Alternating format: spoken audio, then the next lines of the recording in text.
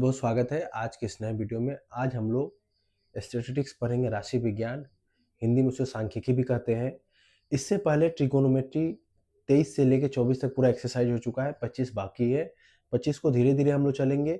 23 और 24 में थोड़ा सा थ्योरेटिकल पार्ट था, उसको हमने समझा है और फिर एक बार मैं जरूर उसको थ्योरेटिकल पार्ट पढ़ाऊंगा। लेकिन उससे पहले जो एक इम्पॉर्टेंट जो चैप्टर है सांख्यिकी, राशि विज्ञान, उसको हमें देखना बहुत जरूरी है। क्यों, ऐसा क्यों मैं बोल रहा हूँ?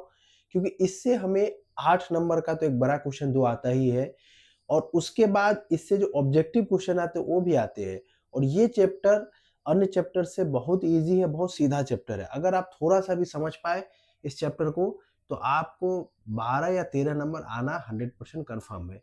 बस थोड़ा सा आपको कैलकुलेशन स्पीड आपको बढ़ाना पड़ेगा, वो भी आसान है। लेकिन आप सबसे पहले कैलकुलेशन को समझिएगा कि कैलकुलेशन में हमें क्या करना चाहिए।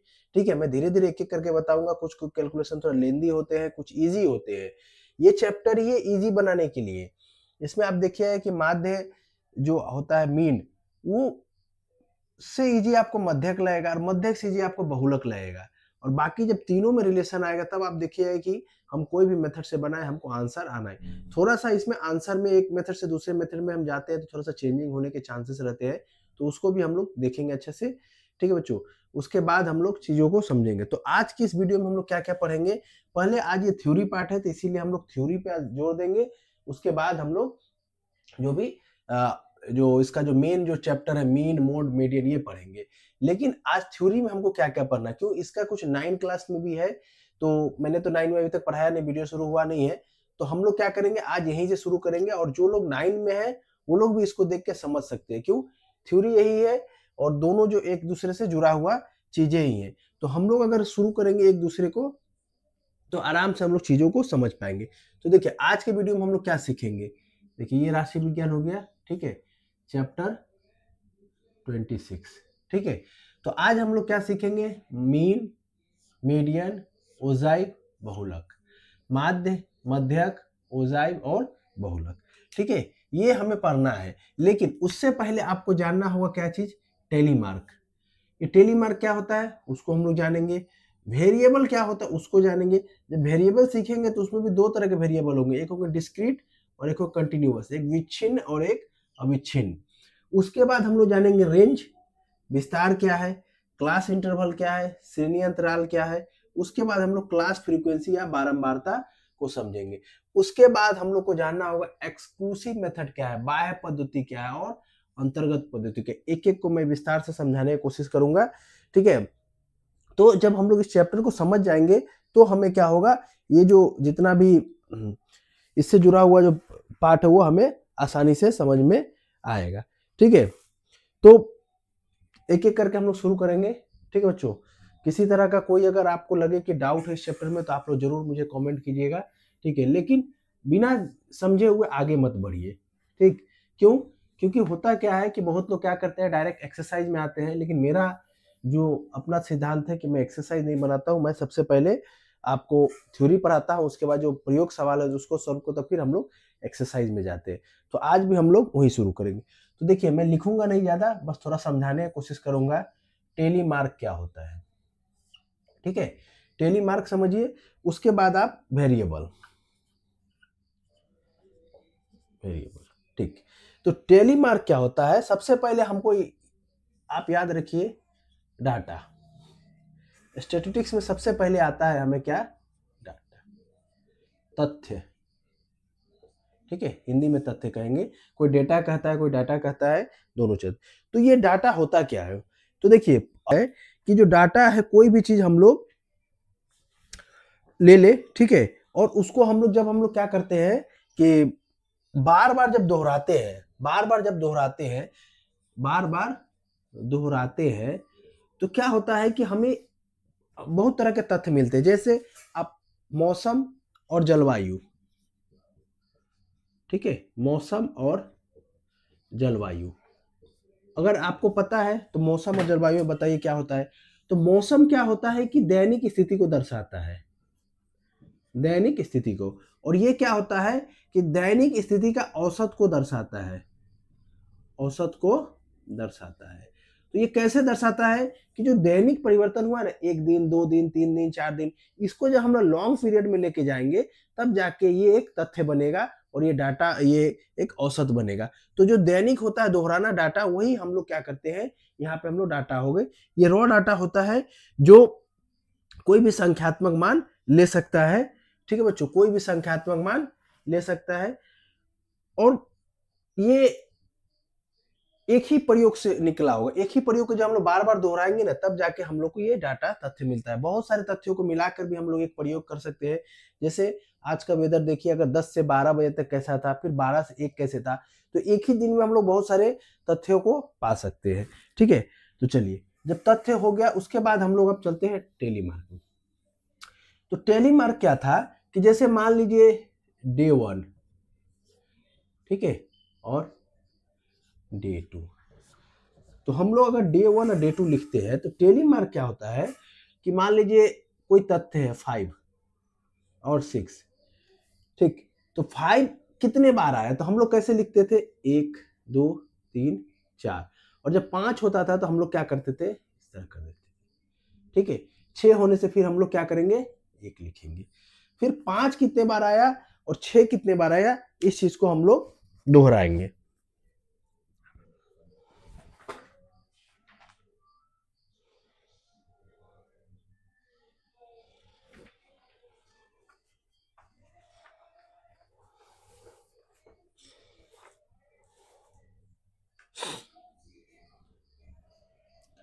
ठीक है, तो हम लोग टेलीमार्क में पहले, जब हम लोग के पास जब कोई मेथड नहीं था तो हम लोग टेलीमार्क का यूज करते थे।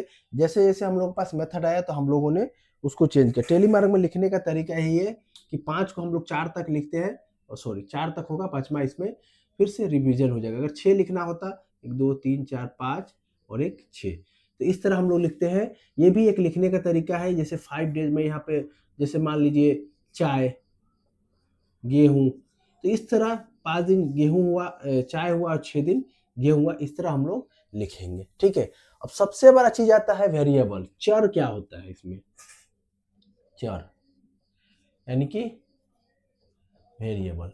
तो ये चर क्या होता है, तो चर वैसा चीज होता है कि जो संख्या, मतलब जो कोई भी संख्यात्मक मान ले पाए। ठीक है, जो संख्या लगातार अपना रूप बनाए रखती है। ठीक है,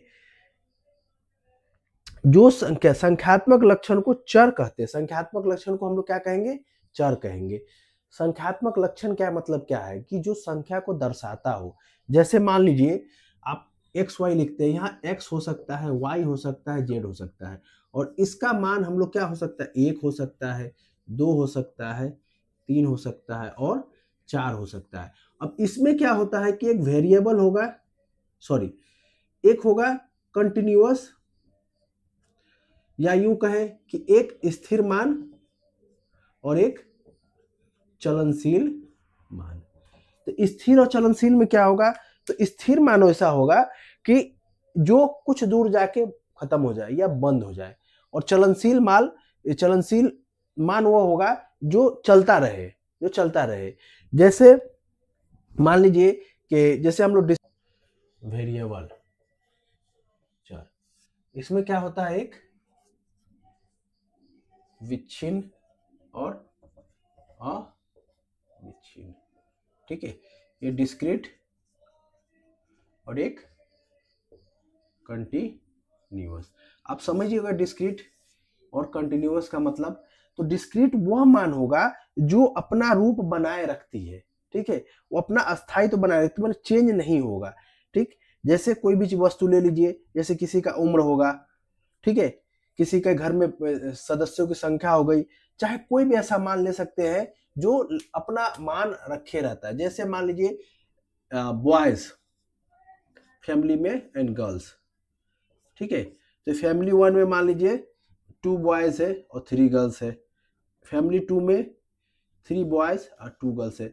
तो ये लॉन्ग टर्म तक यही रहेगा, चेंजेस नहीं होगा। लॉन्ग टर्म तक क्या रहेगा, मान यही रहेगा, इनके मान में कोई परिवर्तन नहीं आता है। तो सामान्य तौर पर वैसे वैल्यूज को विच्छिन्न संख्या कहते हैं जो अपना रूप नहीं बदलता है और समान रूप से वही मान रखता है।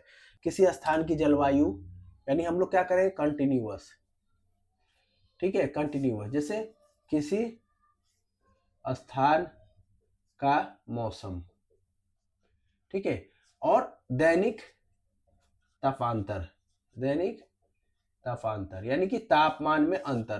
तो ये आपस में क्या होते हैं, चेंज होते रहते हैं, डे बाय डे चेंज होंगे और क्षणिक रूप से बदलते रहेंगे। तो ये किस श्रेणी में आएंगे, कंटिन्यूअस श्रेणी में आएंगे, ठीक है, कंटिन्यूअस श्रेणी में आएंगे।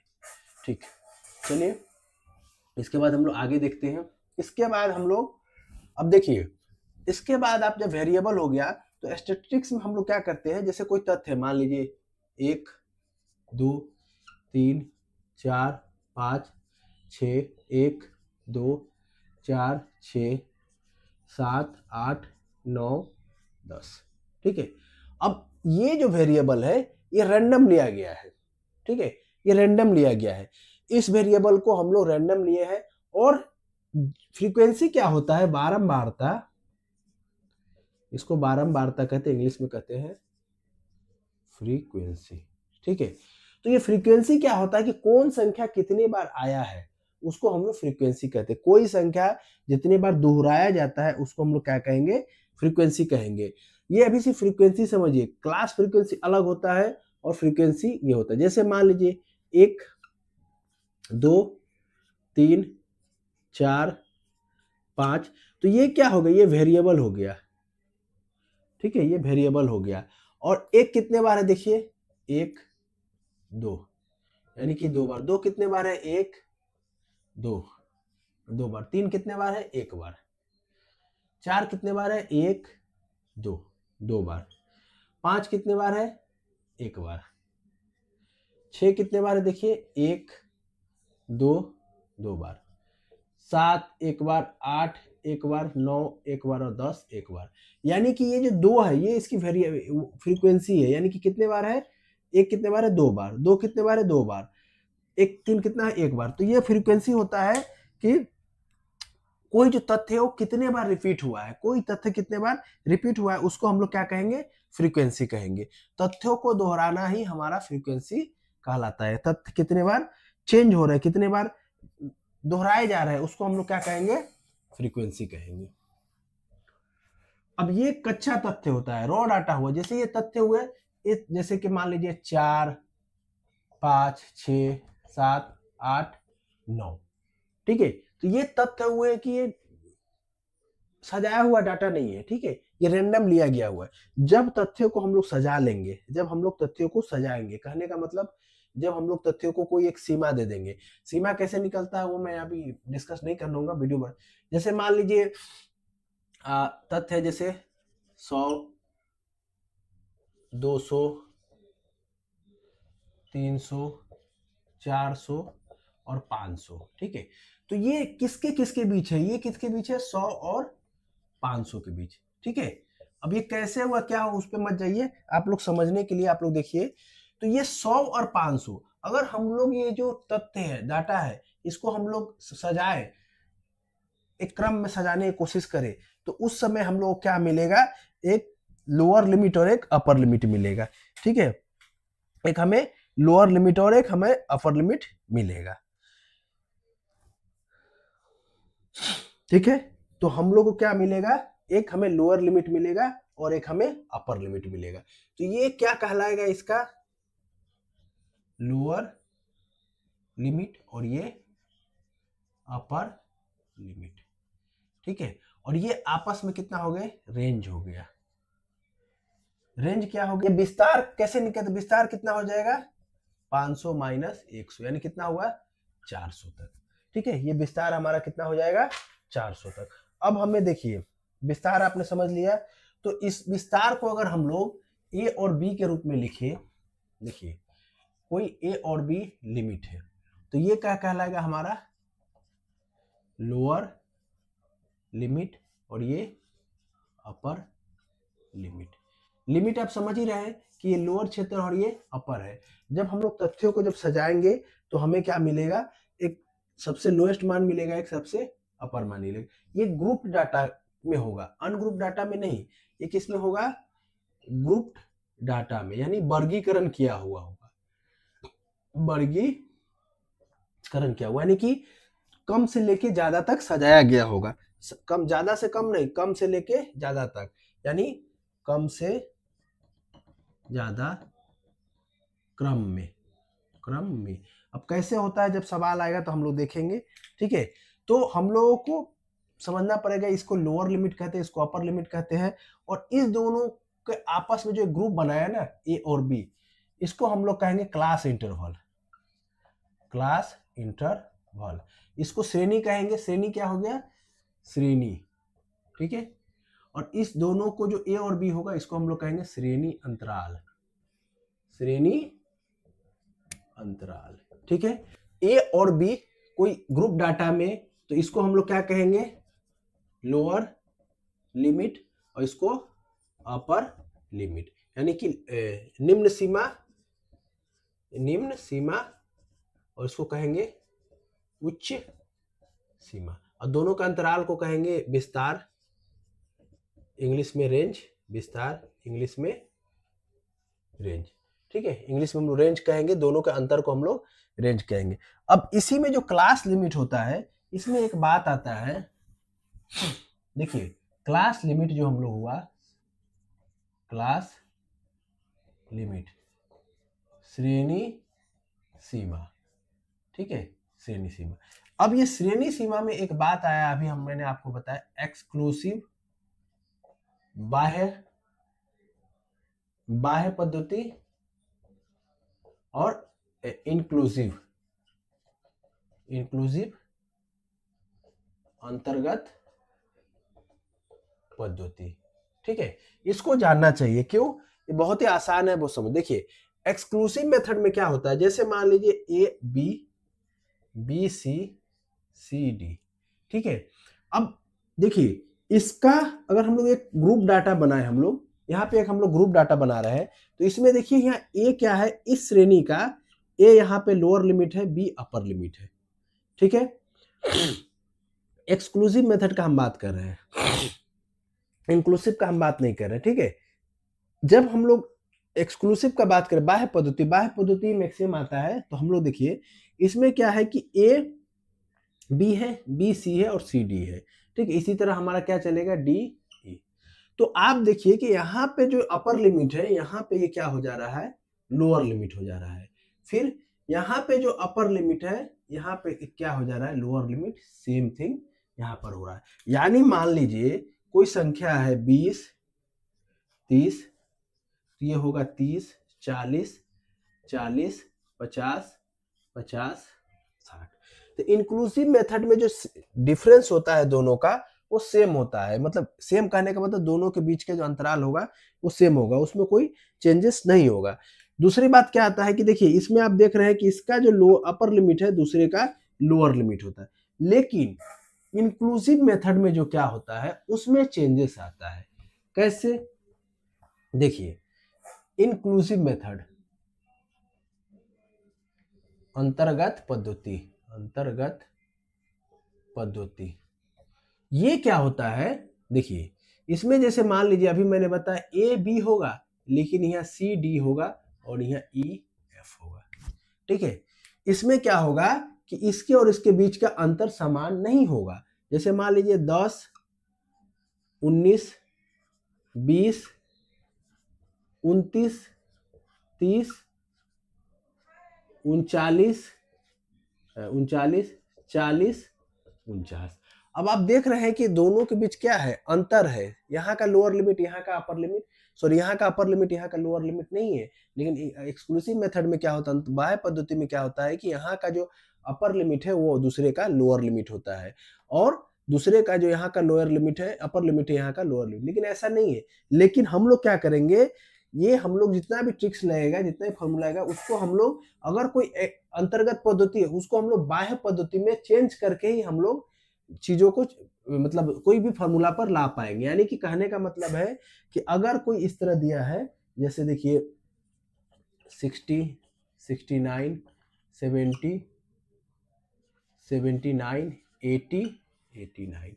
अब ये जो दोनों का डिफरेंस, इसको हम लोग क्या करेंगे, इन एक्सक्लूसिव मेथड के बाह्य पद्धति में लाएंगे। यहाँ पे अंतर्गत पद्धति दिया गया है, देखिए इसका अपर लिमिट, इसका लोअर लिमिट में कोई मेल नहीं है। तो हम लोग क्या करेंगे, दोनों को एक जगह लाएंगे। इसके लेने का इसको चेंज करने का तरीका क्या है कि देखिए इस दोनों का डिफरेंस लाइए, ठीक है, और उसको 2 से भाग दीजिए। अगर मान लीजिए देखिए तो इस दोनों का डिफरेंस कितना होगा, 70 माइनस 69 कितना हो गया 1, और उसको 2 से भाग दीजिए कितना हो गया 0.5। अब याद रखिएगा इस दोनों का डिफरेंस की मैं बात कर रहा हूं, हमेशा नहीं कि 0.5 आएगा, ऐसा नहीं है, कुछ भी आ सकता है, ज्यादा भी डिफरेंस हो सकता है। तो हम लोग क्या करेंगे, बड़ा से छोटा घटाएंगे, यानी कि दूसरे का जो लोअर लिमिट है पहले का अपर लिमिट इससे घटाएंगे और उसको 2 से भाग देंगे। अब उस 2 को हम लोग क्या करेंगे, इसमें घटा देंगे। देखिए अब क्या आया 0.5 आया, तो ये 0.5 को क्या करेंगे, जो इसका जो लोअर लिमिट है उससे हम लोग माइनस करेंगे, ठीक है, उससे हम लोग माइनस करेंगे और इसमें हम लोग प्लस करेंगे। मेरा बात को अगर नहीं समझ पा रहे हैं तो फिर से मैं समझाने की कोशिश करता हूं।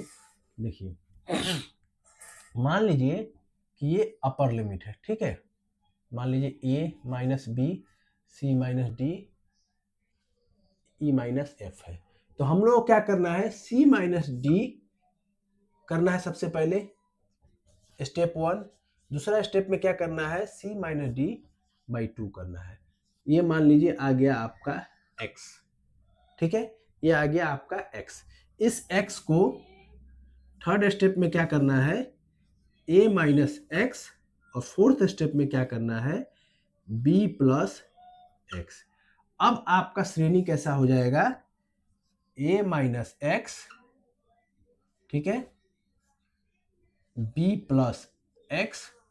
अब आपका श्रेणी क्या हो जाएगा, यहां देखिए ये हो जाएगा आपका b plus x minus D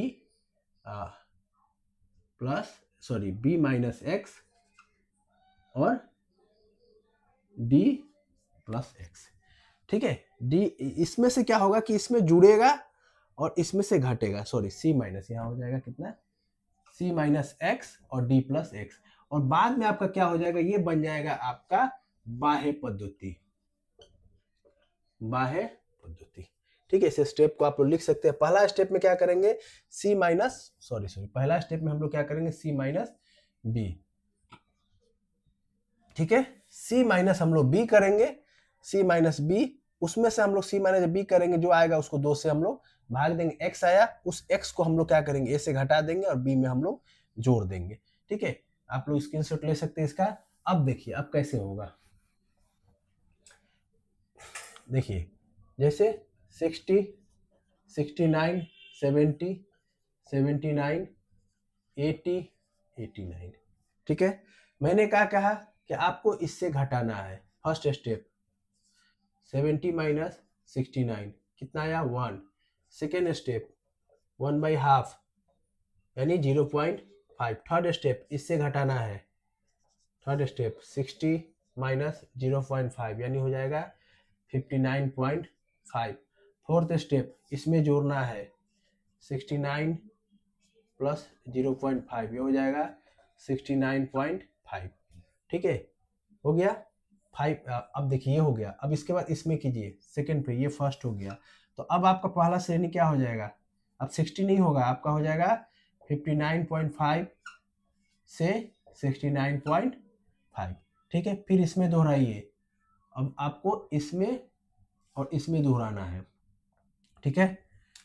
देखिए first step 80 minus 79 1, second step 1 by half 0.5, third step इसमें घटा दीजिए 70 माइनस 0.5 यानी हो जाएगा 69.5। फोर्थ स्टेप इसमें जोड़ दीजिए 79 प्लस 0.5 आ गया 79.5। तो अब क्या हो जाएगा आपका, देखिए 69.5 और 79.5, यानी कि आप देखिए अब आपका दोनों के बीच डिफरेंस सेम हो गया और इसका जो अपर लिमिट है इसका लोअर लिमिट बन गया, यानी कि हम लोगों ने इंक्लूसिव मेथड को हम लोगों ने एक्सक्लूसिव मेथड बना डाला, ठीक है बच्चों। तो ये था इसका थ्योरी पार्ट, इतना ही थ्योरी है, इससे ही जुड़े आपको सवाल आएंगे, ठीक है। इसके बाद जो वीडियो आएगा वो हम लोग देखेंगे कि मीन, मोड और मीडियन क्या होता है, उस पर हम लोग रहेंगे। थैंक यू बच्चों।